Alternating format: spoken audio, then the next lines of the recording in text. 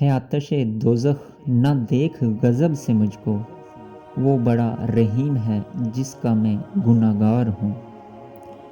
میں یہ نہیں چاہتا کہ میری ہر دعا قبول ہو، بس مجھے میرا اللہ مل جائے۔ یہی دعا قبول ہونا ہی کافی ہے، کیونکہ جب اللہ اور تمہارا رشتہ مضبوط ہوگا نا، تو تمہیں کوئی دعا مانگنے کی ضرورت نہیں پڑے گی، وہ خود ہی تمہاری حسرتوں کو پورا کر دے گا، کیونکہ وہ بہت پیار کرتا ہے اپنے بندے سے۔ جب آپ اس کے ساتھ لگائیں گے نا، تو وہ کبھی آپ کو مایوس نہیں کرے گا۔ وہ تو ویسے بھی انسان کو کبھی مایوس نہیں کرتا، حالانکہ ہم کتنے گناہ گار ہیں، اس کے باوجود وہ ہماری ہر خواہش پوری کرتا ہے۔ تو اس لیے جو بندہ اس کے ساتھ لگائے نا، بس اس کا ارادہ کرنے کی دیر ہے۔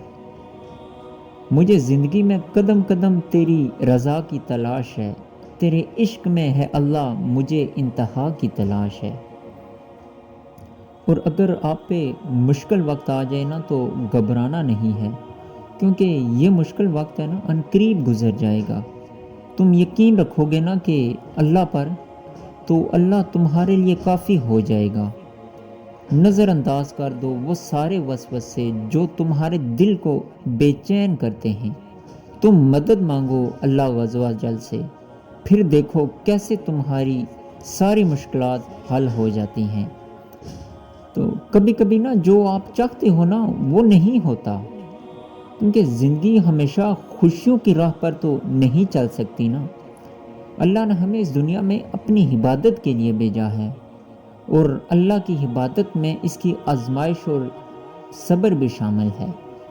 تو اس لیے نا ہر وقت آپ ایک ہی سوچ نہ رکھا کریں کہ مجھے ہمیشہ ہر خوشی ملے، میری ہر خواہش پوری ہو، میرے ساتھ کچھ غلط نہ ہو، کیونکہ یہ خدا کی طرف سے ایک ہمارے لیے امتحان ہوتا ہے۔ تو اس لیے نا اس پہ بھی نا آپ صبر کیا کریں، کیونکہ ہم ایک معمولی سے انسان ہیں۔ اللہ نے تو اپنے نبیوں اور پیغمبروں کو بھی آزمائش میں ڈالا ہے، پر ان آزمائشوں کے بعد نا جو زندگی اللہ انعام کے طور پہ آپ کو عطا کرے گا نا، اس کی وجہ سے آپ اپنی تمام مشکلوں کو ایسے بھول جائیں گے جیسے آپ پہ کبھی کوئی مشکل آئی نہیں۔